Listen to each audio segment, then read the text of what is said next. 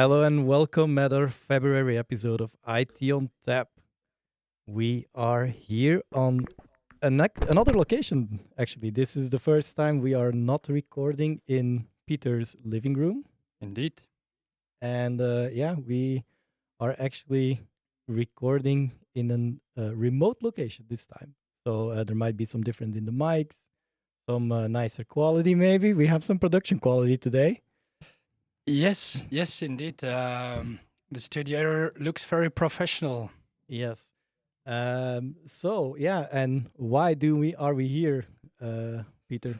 Well, because I think today's episode is going to be a special one in that sense that it's the first time that we'll have a guest on the stage here. And actually, we are at his stage. Exactly, and we have a veteran in the podcasting world because he has a. Oi, less than the veteran. This makes me sound really old.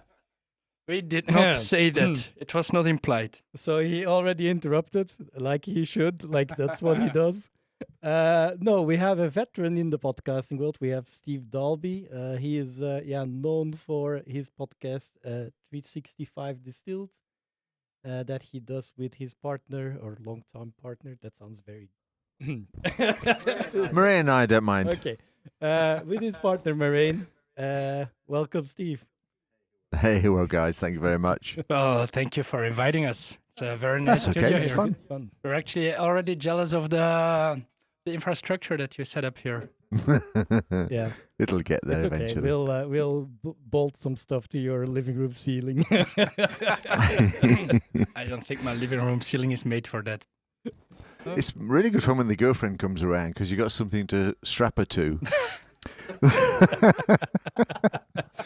Okay. See, okay. By this, That is not going to be the topic of tonight, though. no, the topic of tonight will be incident response. Though strapping the girlfriend to the ceiling might get some incidents as well.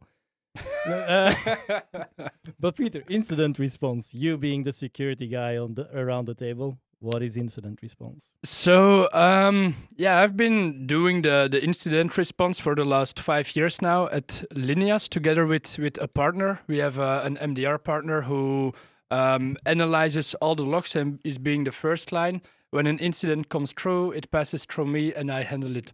So, how do we do it? Basically, the most important thing is having the logs. You need to be able to detect malicious or benign activity in your environment. Once you have detected an incident, you need to respond to it, whether remediating the vulnerability or remediating the malware that got installed, getting it off the system and recovering from it, making sure that it doesn't happen again. And maybe afterwards, when you have a really mature incident response team, do some lessons learned and implement safeguards for the future. In a nutshell. In a nutshell. So I am already hearing there are different severities of an incident. It's the same for everything, I guess. Like IT incidents also have the severity matrix applied. You do some automatic incident generation. Generation? No, you mean response? Response, yeah. Yeah, so actually we want most of it to be automated because in an incident it's very important to react very quickly. The longer you wait for the remediation, the more impact an incident can have. So automatic response is very good, but can be very intrusive to a company as well. Let's say a legitimate process gets flagged as being malicious and is being blocked by your tooling, and it's a critical process. This has business impact as well. So it's a tedious process that you need to go through, assessing like what is normal in the company, what is not, and what the security community likes to do now is creating a sort of baseline of this is normal behavior of your systems, of your users, the normal connections that we see, and anything that goes that is an anomaly of the normal behavior is being analyzed then by a third party or a tool. I see. Or a team. Or a team. And good thing, a team. Who do we need? Who do we need? Before you go on there, I have a question. I Okay, guess I'm Steve. here just to interrupt Yeah, of and, course. and That's challenge what you and do. everything else. So we're talking just about security incidents. Yeah, for the incident response, yes, just security Okay. incidents. So does an organization have separate incident processes for security incidents, over equipment failure incident, over a supply chain incident, over the company chairman being told that he's gay and being mixed up with 17 people in a was it Max, the F1 guy caught in the dungeon by the press, whatever. But different incidents do different things. So do you have separate I incidents? think as a company, yeah, you do want to have separate playbooks ready for the separate types of incidents that come in. Do we have it? Yeah, I suppose we do. But you're talking about incidents that are, how can I describe them? So I used to work for the US Army, and the US Army obviously has a team constantly monitoring all of their sort of network incidents and attacks and everything else. And I guess there's a rhythm of attacks. So there's, hey, we have 200 a day, 500 a day. You're talking about those. You're not dealing about the one that managed to get through and take out something. I'm sorry, I don't get the question here completely. That's okay. That's what I'm here to do, is to confuse. Doing a good job already. the guests that never come in. So, but the way you were describing the incidents about being automated, Mhm. it's almost as if that's the regular amount of incident chatter you have. Yeah, it's the tooling is able to automatically respond to it. For example, your EDR, if it catches something maliciously on the laptop or on the server, it automatically stops the process and it tries to remediate the security incident.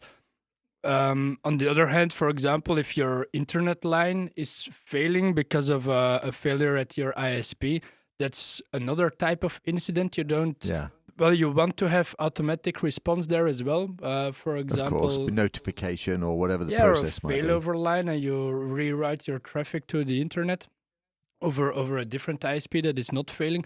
But that's a responsibility for the infra team then. No, I do get that, but I was just thinking that the infra team's incidents.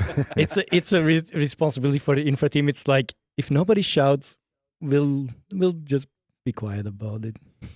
No, but I think that's what I'm trying to get at, really. When I think about an incident, I think about something that happens now and again, and we have to be ready for it. But you're kind of talking about a regular background hum of attacks and people sending different viruses that get killed before they even go through the door. So I'm guessing that's what Yeah, you're talking about. Correct. Like the main incidents that we receive at our company is just people browsing to bad websites, installing spyware on their in their browsers, and then we need to remediate it. We need to get rid of the spyware. Usually that's already done, but then the aftermath is contacting the user and telling them that, hey, you visited this naughty website, please don't do it again, because it will try to install malware on the laptop. It was automatically blocked, but it was detected. Imagine if it was not detected, it wouldn't have been automatically blocked, and then it was an unknown. So that one guy searching for Canadian puppies. Oh God, yeah, that one dude.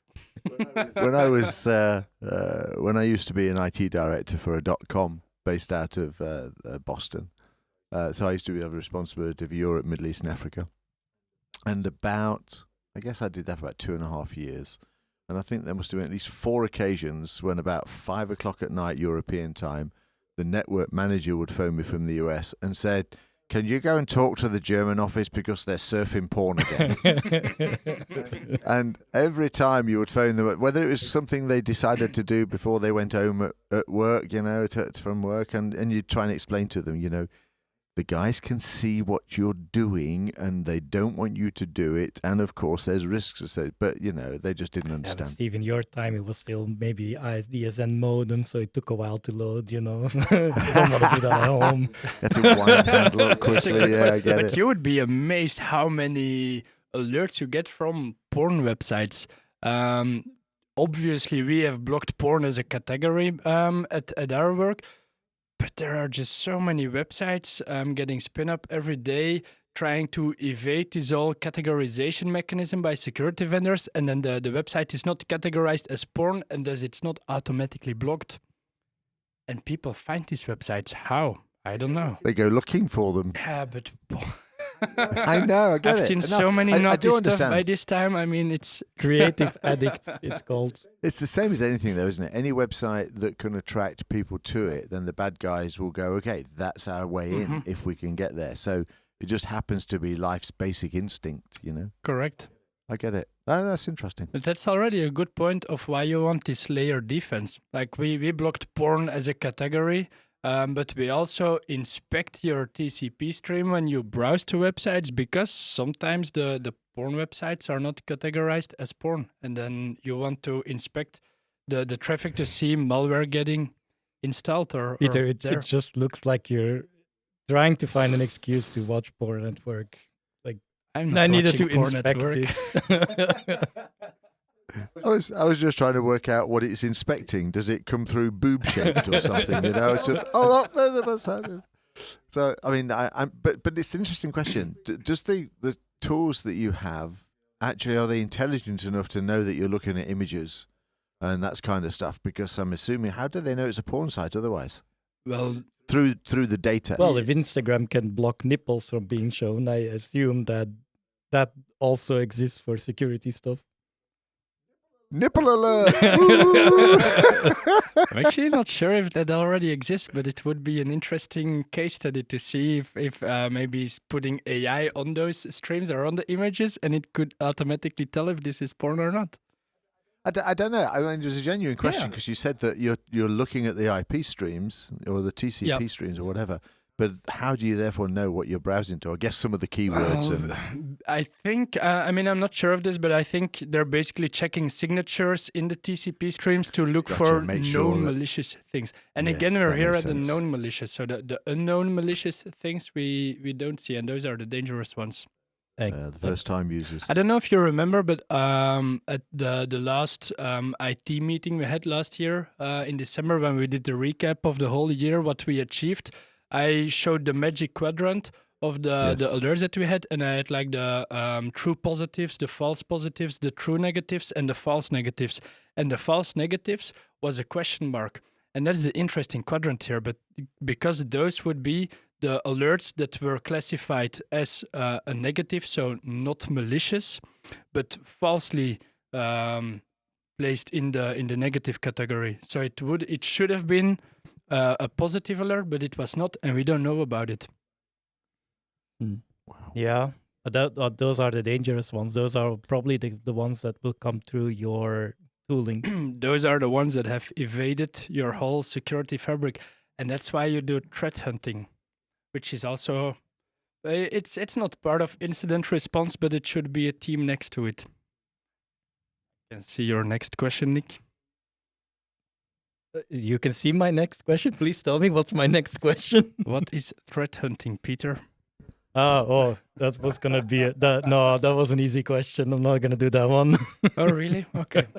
What's threat hunting, Peter? Because I have no idea. Thank you, Steve. So, besides the whole automatic incident response team analyzing the true positives and the false positives, you also have a team that, like 3-4 times a year, goes through the logs and looks for threats that have evaded your defenses. And then you typically make an hypothesis, as in how would an attacker evade our security defenses, and what techniques or procedures would they have used, and then you just go looking for them in your logs.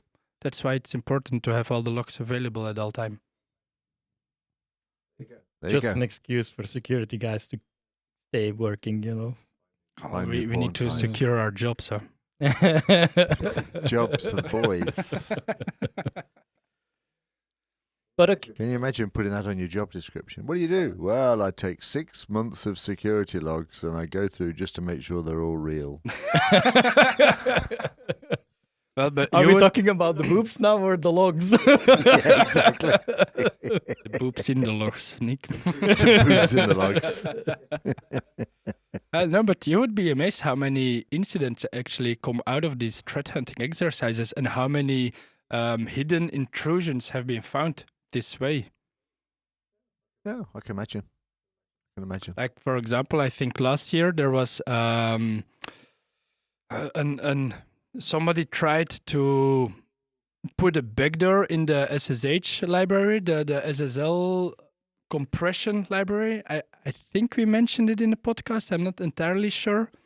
But this was just being discovered by a dude who, I think he works at Microsoft, and he found it suspicious that his SSH shell loaded 0.5 seconds longer than normal. So he started investigating it, and he found the backdoor before it got deployed to the whole world. That was crazy. That's your supply chain thing, right? If you're creating a software and you have certain libraries in there that are third party, and you don't have full control of those libraries, but nobody can see my air quotes here.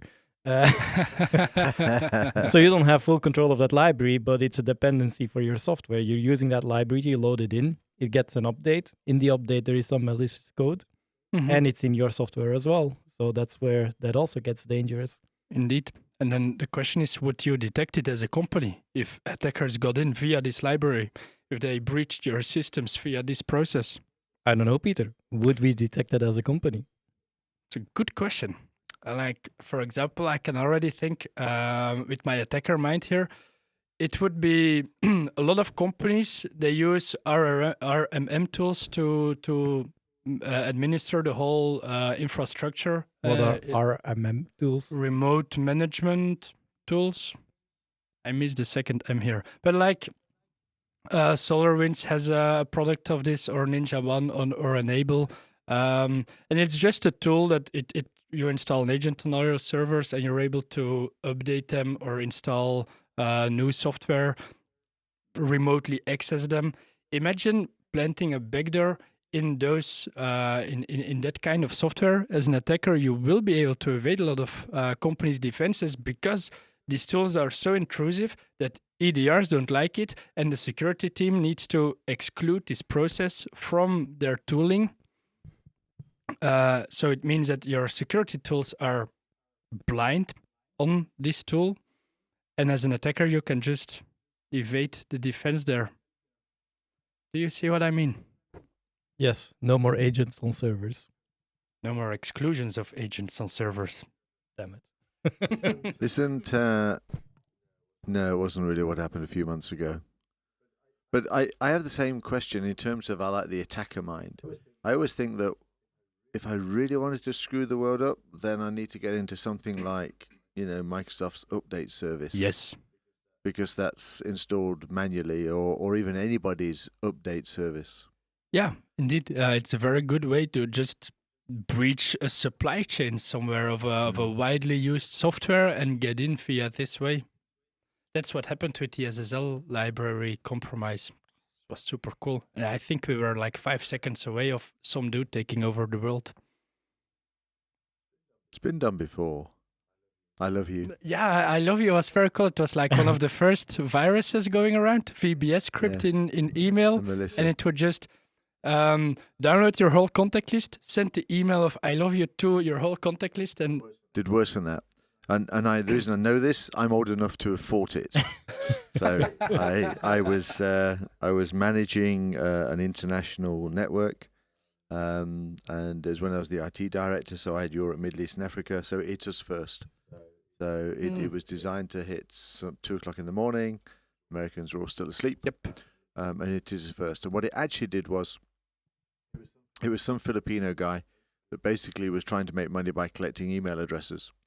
And so that was the basis of this thing. And it was before Microsoft put up those little boxes that says, "Are you sure you want to run this program?" In fact, that's why they now put those.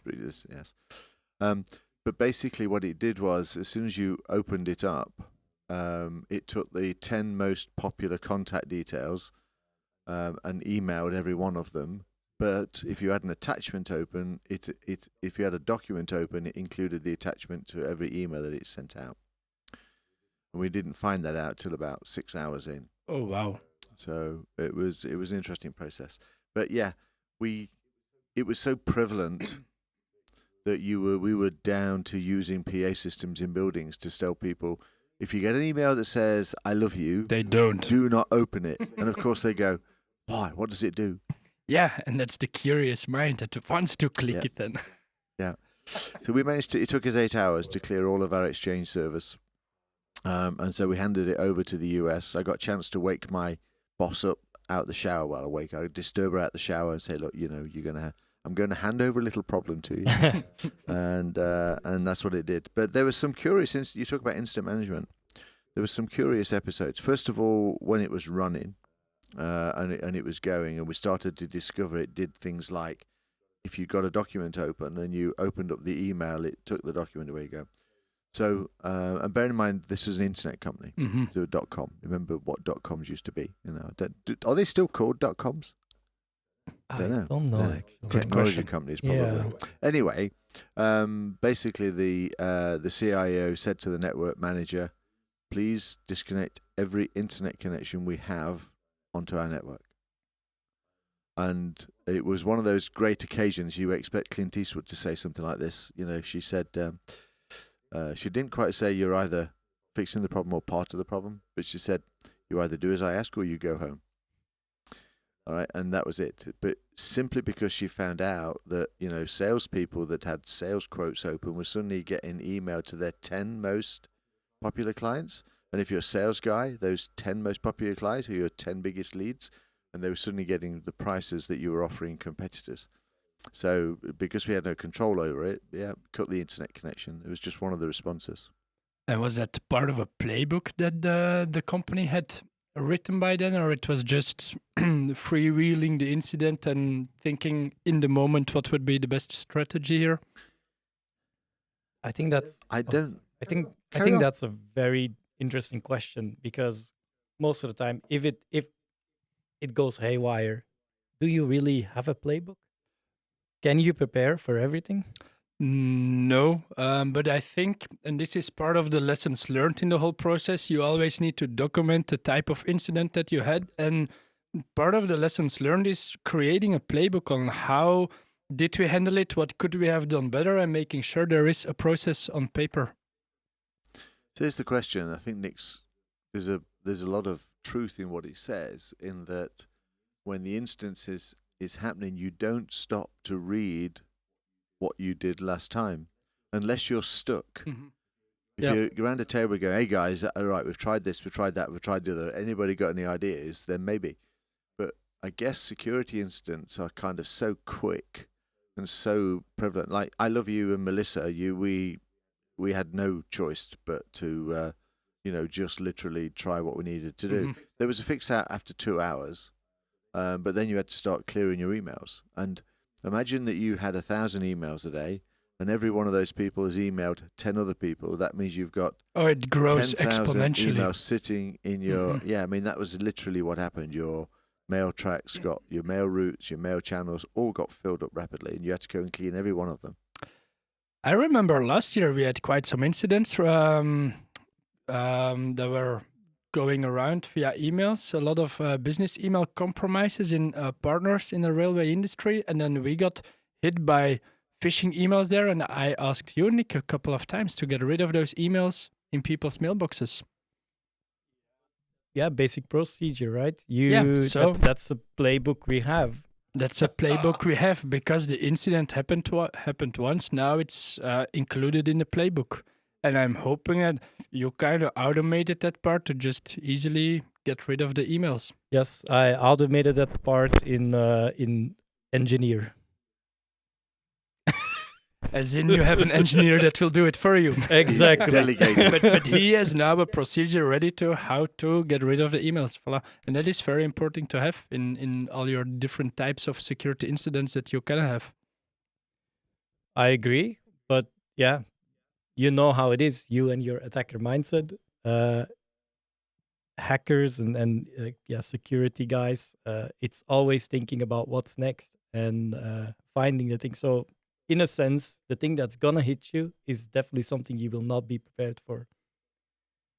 Correct.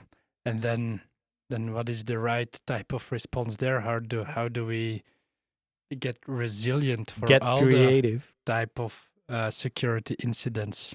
Shut down the internet. Put the I servers was in the aiming basement. at something else here, but yeah, shutting down the internet might be a good response. Very effective. Also shuts down the company, so I don't think the seaboard will like it. Depends. If they're on the line Okay. with all the NIS2 rules and regulations and fines and possibilities of them going into jail, I can imagine running into the office and going, I need to cut off the internet to the company. No, can't do that. Well, it could be you go to jail tomorrow. Oh, no, by all means, just And do what how need to do you cut off the internet if all your services are now turned into SaaS platforms and you don't own it anymore? We look at the playbook and then we follow the rules. The playbook, nice. That is Okay. provided by security. so Actually, the boomerang. the answer would be your identity provider, wouldn't it?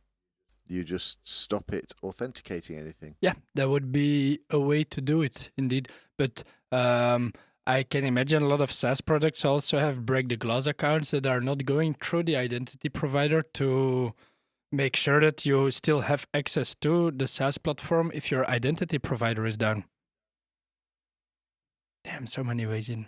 Damn you. We build this flexibility. don't Business we? continuity. We're IT, we're innovative, we're action. We're getting there, Nick. What did you say? Business continuity. It is indeed a way forward to get resilient to this type of attacks, but it goes hand in hand with one other very cute buzzword. Disaster recovery. Indeed. And now we're there. I think that's the way to get. That was such a natural Yes. progress, guys. We you are know? so fluent. Yeah. That's okay. We I get was it. not sure where he was trying to go. That was not what I saw in the last stuff that you were pulling. I like to go outside of the box. Yeah, see, hacker mindset. Hacker Well, mindset. yeah. So, how do you define a hacker mindset? Just to change the subject before we go into all the R's. But I think for me personally, a hacker mindset is to always keep your goal in mind and just try to go there by thinking outside of the box. So, it's a challenge to beat. Depends on what the target is.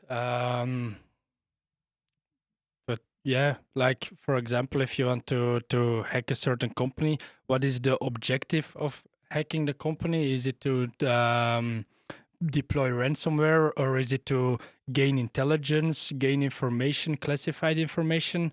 You will need a way to get the information. So the first thing that you ask yourself is, how do you legitimately get access to this type of information? Is there a way that I can impersonate another user and just get the information on the legitimate way? Or is there maybe a backdoor that the company or the target installed to ensure availability of the information that I can abuse?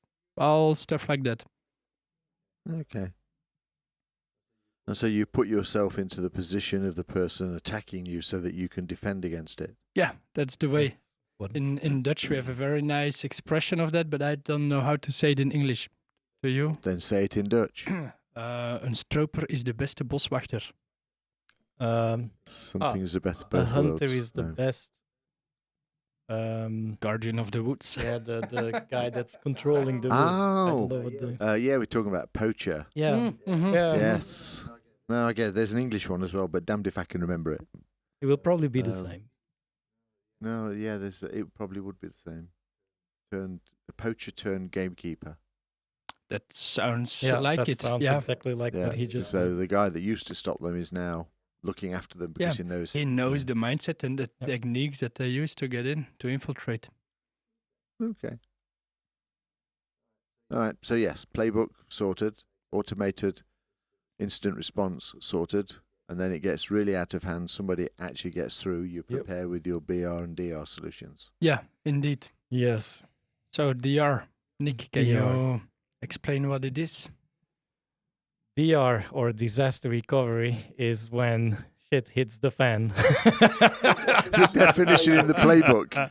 Nice. The shit has hit the fan. No, so yeah, in general courses, it's when a service goes down because of unforeseen circumstances. This can be we are in a security podcast, so it can be a security attack, but it can also be LA fires, if your data center burns down, Good then one. you need Yeah, disaster recovery. indeed.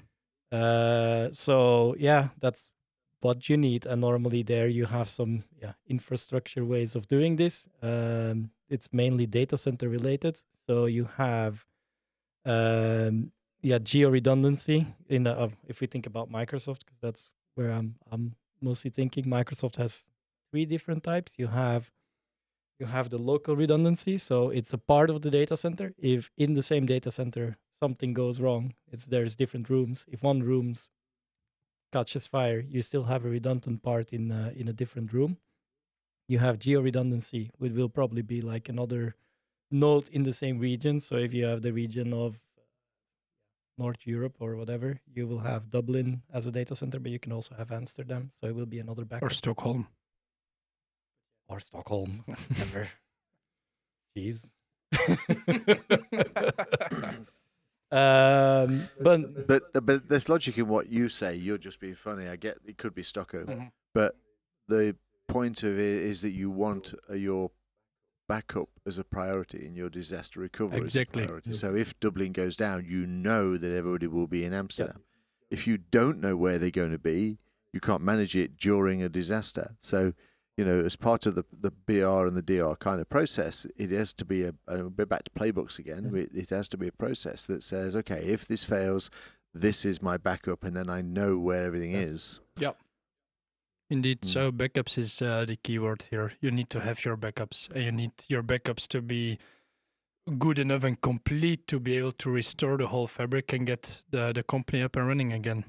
Yeah. And I think that's where business continuity goes in place. I think business continuity is one step before still. Like business continuity is just about keeping it running. It's not as much disaster recovery, because disaster recovery is still one step further along. Business continuity doesn't mean shit hit the fan. Business continuity is just like something went wrong. Well, I think business continuity is all about what do we need to keep the company running. If everything goes down, what do we need to get the... Okay, I'm on his side. Mhm. No, I think that business continuity is just about keeping the business continuing. Yeah. All right, and usually automated means like your a lot of your automated attack responses, that noise of things, people trying to get in, and you've managed to get around them. Disaster recovery doesn't kick in until the shit has hit the fan. So it's how do we restore back into this? So that's in the word, isn't it? So business continuity is continuing service. So backup links, automatic changeovers. Business continuity would be like, we need to patch this switch in a data center, but we can actually fail over to another switch and nothing goes down. That's your plans for business continuity. I would look at it differently, but what you're talking about is availability. And in your example here, it is redundancy that you want in the network setup, that you can bring one switch down and everything keeps on running.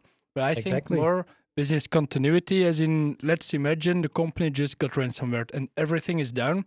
Now, because you have a disaster recovery plan, you can recover everything. But what do you recover first? And that's when you look at your business continuity plan, like, okay, what services do we really need and are critical for the company? Let's bring up those first and make sure that whatever it is you produce or the services that you deliver, that you can continue to deliver them. I think I would agree to differ. Okay. But at the it end makes of the day, a lot it of doesn't sense, matter. but in my mind, it also still is that disaster recovery, because that's your disaster recovery plan. Like, what are the services that we need? Like, these are the core services to deliver business, and then those are the ones that you're gonna have the lowest road to recovery time on, and you're gonna put priority on to put online first. I would kind of look at it like this. So, if I'm a production company, from a business continuity perspective, my priority is my supply chain. Yeah. I need to get stuff in and I need to get stuff out. Mm-hmm. If the whole thing goes tits up, all right, and we've got lots of little comments we can do, the shit in the fan, tits up, I'm sure we'll come up with a few different ones. At that point, nothing is working, but getting my supply chain up is a waste of time. So from a disaster recovery perspective, that would be different to a business continuity. So business continuity, my number one application is supply chain. But if my production plant is down, supply chain's a waste of time. So from a disaster recovery perspective, I would want to do things like, okay, we've got just-in-time delivery, I've got stuff arriving, I need a backup warehouse because I don't have my production plants up. Therefore, I need that stock stored somewhere, and then so you'd have a different set of rules for DR than you would for business continuity, I think. But it probably depends on businesses by business. Banks, for example, would have a backup dealer room. Oh, And so that's part of the business continuity process because they would want to hot swap into. Disaster recovery, they're all sitting around waiting to do deals but can't because something's broke. Then what would you fix first? You would, I don't know, you might go to the backup room, you might not. You'd have a different set of processes, I think. Okay, well, but that's all right. Okay, interesting take. I see what type of perspective you're looking at from. But then I guess it's very important to also test the procedure. So you have your Yes. disaster recovery, you have your backups. What do you do then? Do a tabletop exercise and just think about, okay, imagine this core service goes down. Let's just try and rebuild it once. And then do you actively test it one day? I can give you some live examples if you like. I've been in this game a long Please time. do. So as you guys know, I'm a veteran apparently. Yes, So I stated that very clearly. I've done a number of things. I stopped my team coming in one day because of a arsenic spill. Because our data center was in the basement of a hospital, of a teaching establishment, a research establishment. And so I decided that the lab had a arsenic, and so we had people dressed up in firemen's outfits, and they were at the door, and they would not let my team in. Nice. And they just had to work out what to do with it and how to And maintain that it. was as an exercise that you did it. That particular one was an exercise, yes. So Okay, cool. tomorrow, like, I'll get to work and you will not let me in. I'll just go home again. Well, location-based disasters are less important now, aren't they? Because we all worked from home and we're Correct. all mobile. Yeah, doing my job too well, I guess. Oh, no, but there are And other another things. tabletop exercise you could do is imagine your way of remote working gets shut down. What do you do now? Go into hiding because I'm the one that needs to fix that. I don't think that would qualify as a succeeded exercise then. It would for me. No. No. Basically, yeah, I think the first thing is there is looking at who needs to really be online and who needs to really be working. Do you have some people, call people into the Yeah, office? find your stakeholders, get them in a war room and get them started on finding a solution. I've had a number of backup processes over my years. One was the hotel room. So we always used to have a priority at the hotel 500 meters away to take over the room. And we had a permanent storage there where we actually had hardware in place. That was when we had real data centers. So we could restore stuff and get stuff in. I was involved with a team who are into my space now.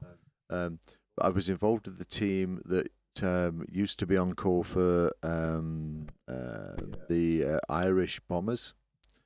So in the sort of 80s in the UK, of course, well, actually for the last 150 years, we've had problems with sort of local terrorists in the UK.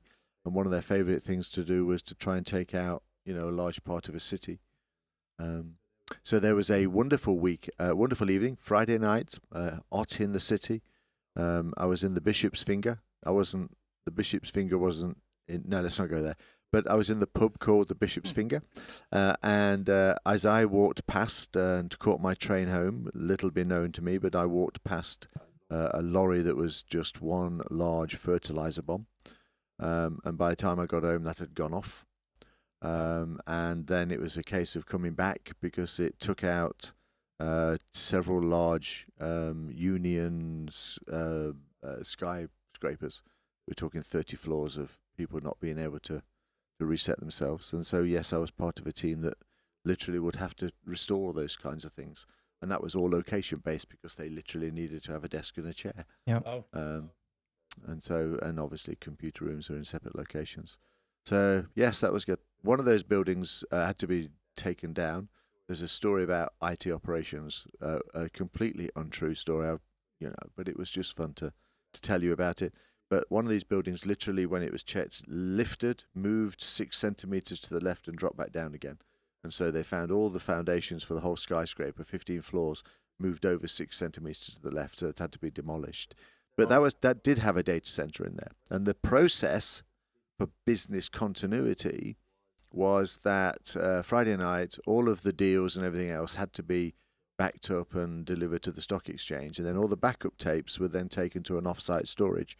And basically the company paid for a taxi for the operator on to do the backups, get in the taxi, go all the way home, 1 o'clock in the morning, it would take you home and you're good to go. Because nobody wanted to do that on a Friday night. So Friday night, the bomb went off. An area of about 700 or 800 meters, every building lost their windows. It was, you couldn't get out of one building because there was 6 meters of glass all around it, because the glass just gets sucked out of the building and falls down. It's impressive to see, not nice, but impressive to see. Anyway, but the operators for years had just been going out drinking on a Friday night, and then Saturday morning, first thing they would go in, take the tapes and send them to the backup, not being in. And of course now there's a disaster. So where are the tapes?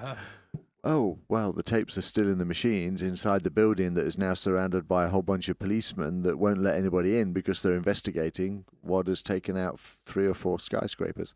But they managed to get in. They managed to get round the cordon into the building, get the tapes out so they could restore them. And the tapes were still intact, luckily.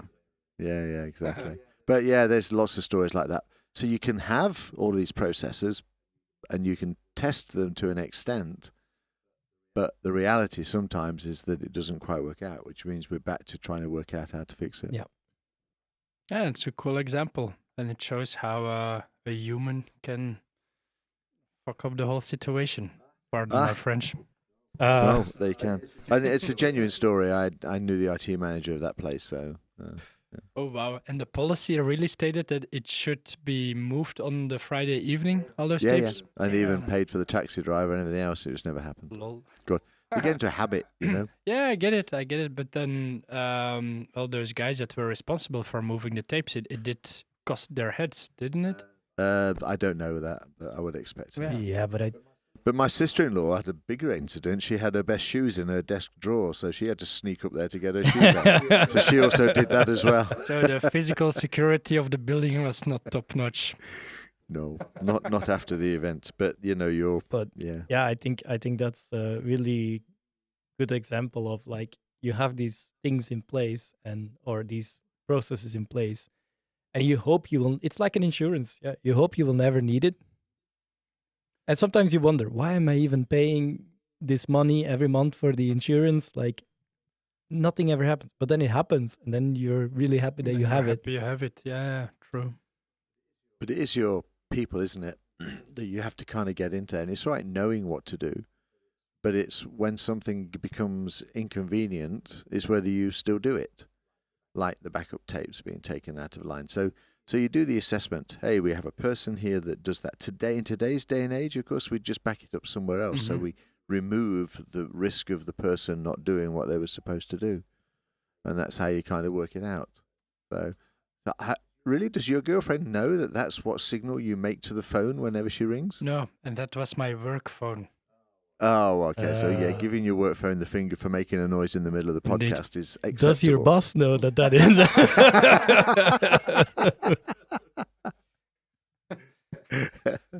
That's true. Anyway, business disaster recovery. So let's go back to, how do you make that person? I know I'm interrupting now your podcast here with questions.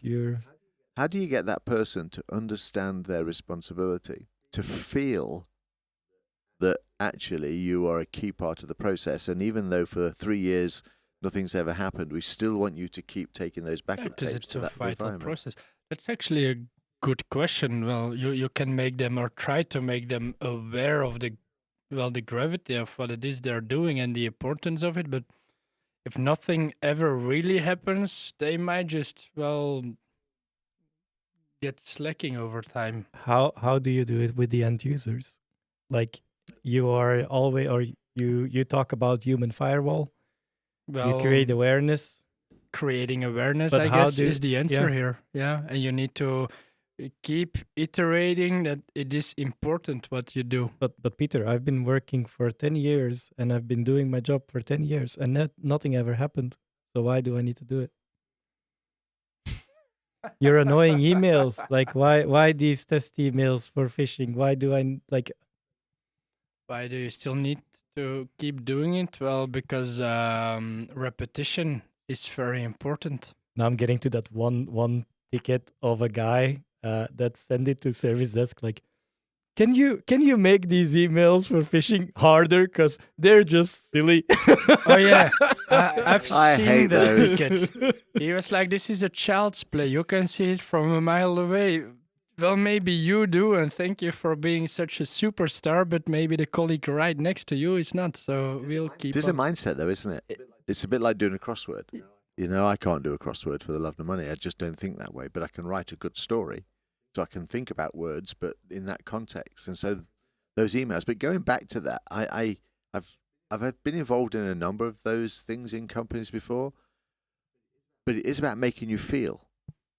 Yeah. So the guy that did the backup tape, he needs to feel what it's like the fear of having to step into a building after it's been on fire, or to sit in front of his boss and say, I didn't get the tape out, and yes, I've just cost the company $1 million or whatever.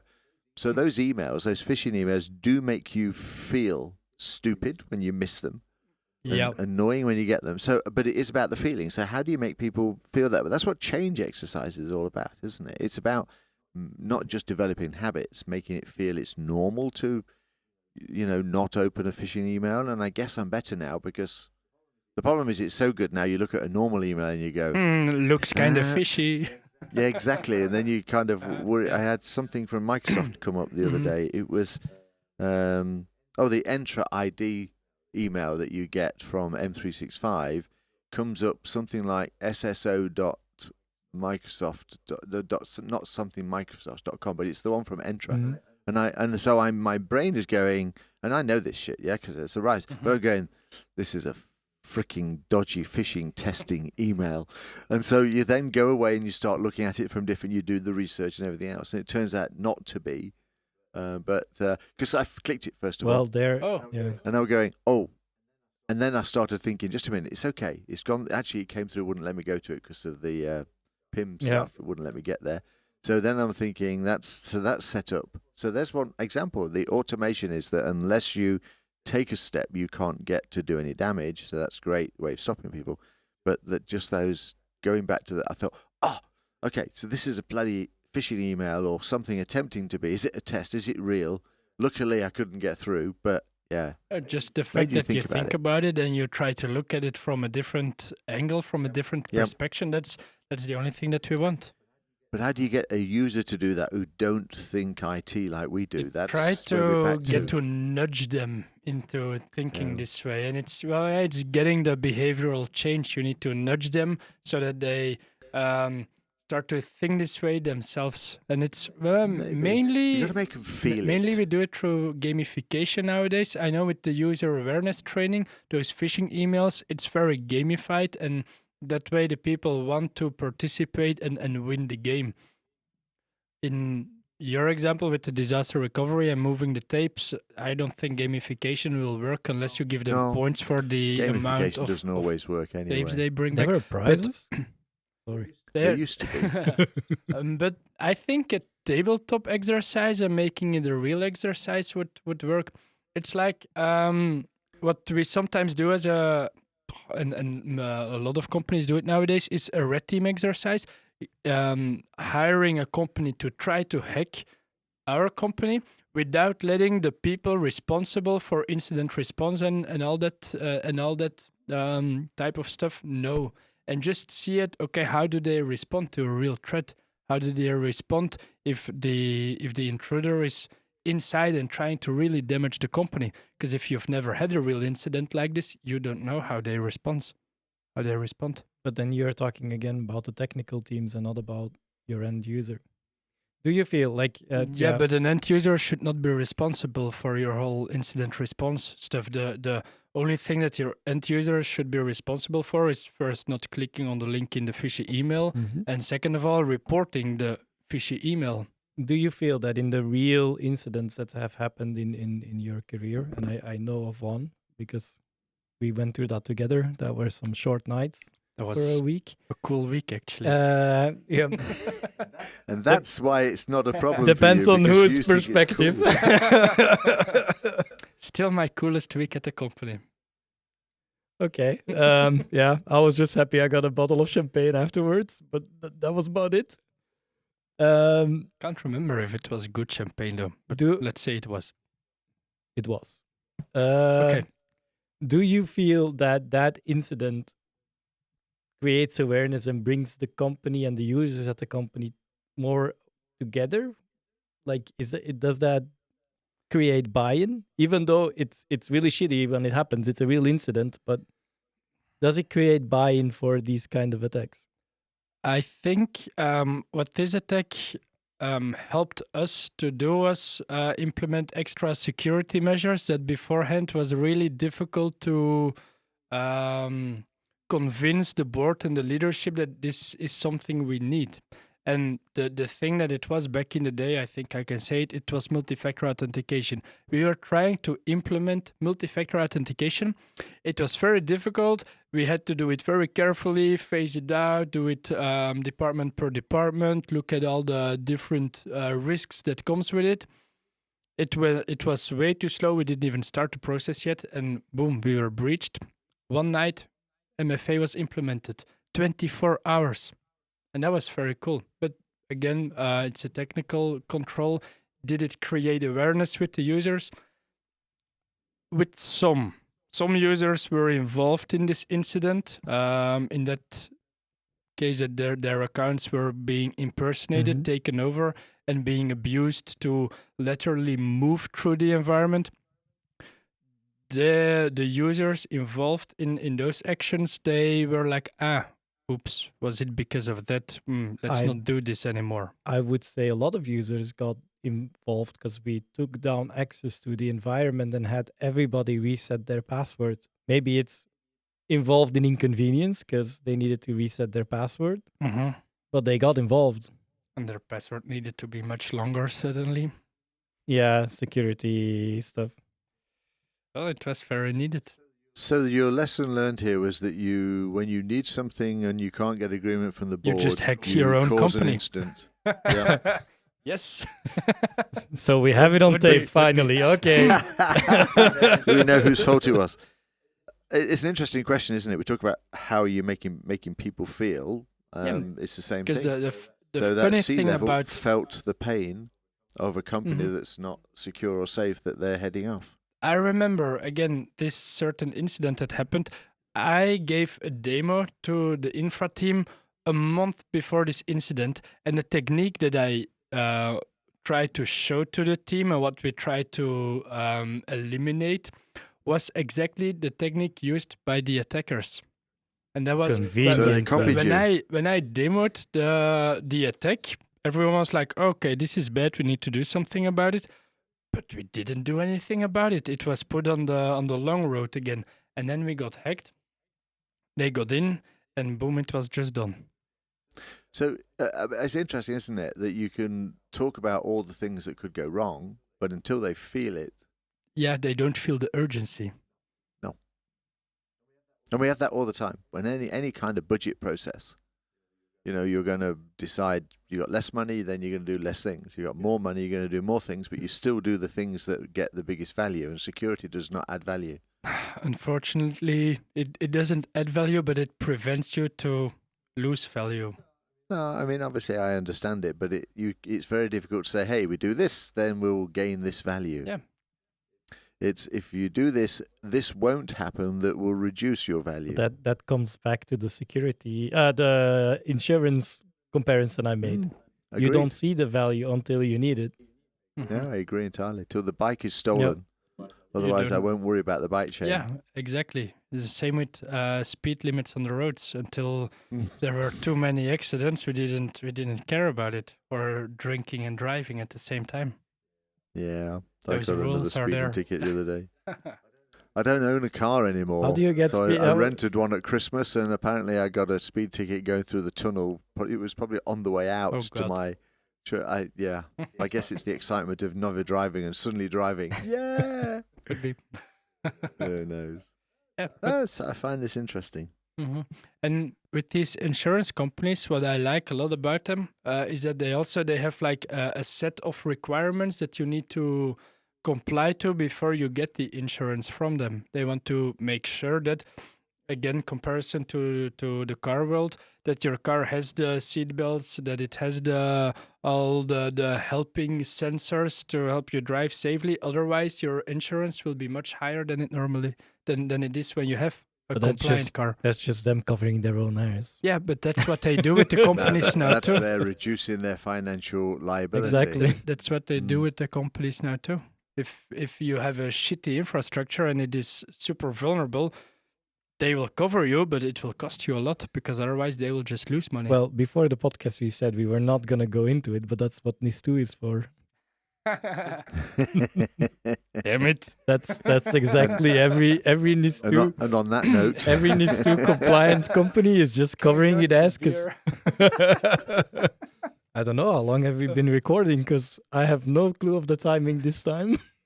ooh, well, that great conversation so far has taken 56 minutes and 57 seconds, 58 seconds. Oh, okay. 59 seconds. Okay, yeah, then So let's just end off with indeed NIS2 is probably a response to the whole thing, and it will help the companies get more secure and be more resilient to cyber threats, to security incidents, and getting an insurance more easily. yeah, and also creates accountability so you can feel it Damn, that it goes wrong. didn't cover accountability here, did we? Accountability. Ah, Well, in a background kind of way. yeah. Mm-hmm. Again, accountability is about feeling it, though, isn't it? Yeah. You don't have accountability unless you're part of it. If you know in the background, I can be personally put accountable, Accountable. then you you will know, fix it. yeah, you will fix And it. that's what NIS2 does, I think. If you're not Yes. compliant, then the CEO will be accountable for when That's a the big, major incident happens. that's the big change with GDPR versus NIS2, that you are personally, or as a CEO, you can be personally put liable. And that's awesome because now the CEOs are finally aware we need to invest money in cybersecurity. Ah, good for you. Job for the Yeah, boys. good for Jobs you. for the Job boys. security. Job secured. So yeah, I honestly don't think you do bad in the company that you're in because you are delivering your security strategy. And I think if it was that incident that got them all started, I don't know. But I've been in many organizations, and most people do not put the effort into it and get away with what you're getting away with in terms of your expenditure and cost. But at some point, Mhm. you got to prove it's the case. It must be in 5 years' time when you're still paying that out, and you're all going, "Hey, we paid this for 5 years, and we've never had an incident." You go, "Because you've been paying for it for 5 years." this But will that argument stand? Well, I guess that's where we talked. Just to bring it round to where you started from, all of that monitoring and tracking and data and information.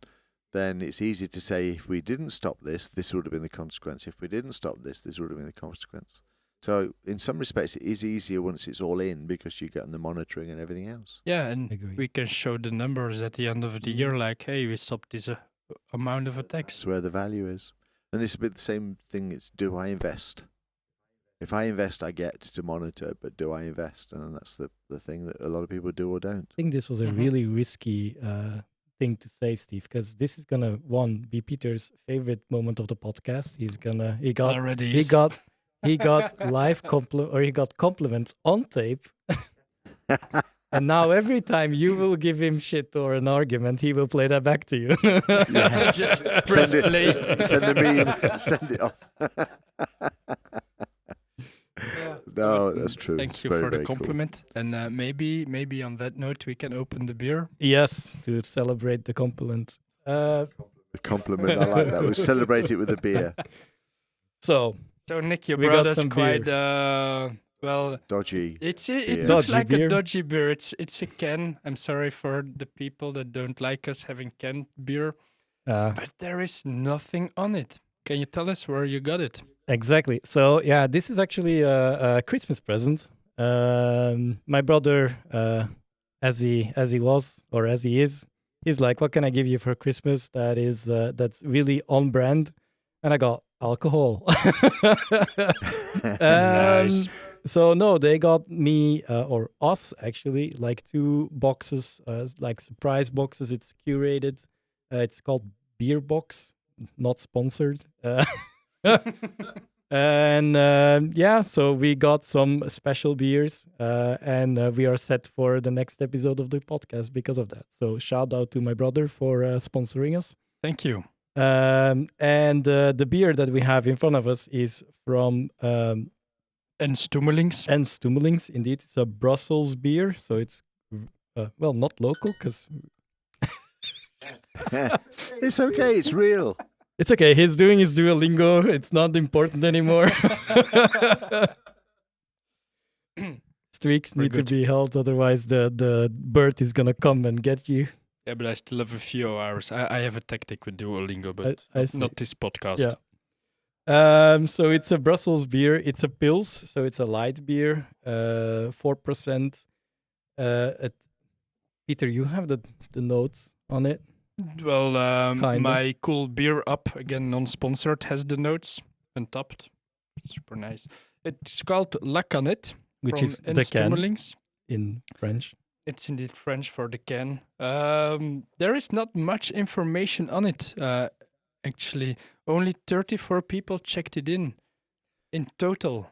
For Okay, all times. so it's quite, this is a very rare beer.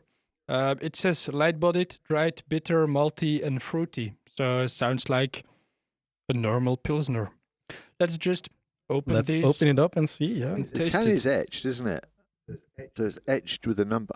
It- So I'm assuming is. that it was laser etched. Do we have the same number? Don't know. I think it's some kind of cereal. No, it is the same. Probably is a the batch same. or something. Could be yeah, batch could be. number. Yes. But yeah, it's to just describe it. And It's a bit we are foamy. never invited here again. So Peter just opened the can and it spilled all over. So I'm gonna try and be a little bit more careful. Actually, the damage has been contained. It's just beer, guys. Lively beer with the looks of things. Well, it foams like a normal beer. Sure does. Does that mean there's a widget in the bottom of the can? I don't think there It is. smells like real ale, though. Curious. It's nice and cloudy. Yeah. It's just strange doing this with beer and not whiskey. Oh yeah, your signature is whiskey. Yeah, finishing Yeah, a podcast off with whiskey. I think it's like we kind of stole the concept a little bit. We No, that's okay. That's fine. kinda, yeah, or we were inspired by their concept. Inspired, I like See, yeah, that. that's the better one. Compliment. One compliment one way, the other way. Oh, nice. Is it actually a wit beer? Would you call this a wit beer? I don't know. I'm completely asking the question. Well, it's so not cloudy. classified as a wheat beer, but I can see Yeah. where you're coming from with the color indeed. being a little bit It- more cloudy. It's also very light colored, so Very hoppy. I give it a taste. No, I can the fruitiness. Yeah, I the can smell it. fruitiness is the first thing that comes to mind if you drink it. Oh, I can just smell it. Like, yeah. Curious. Any guesses on what fruit you smell, taste?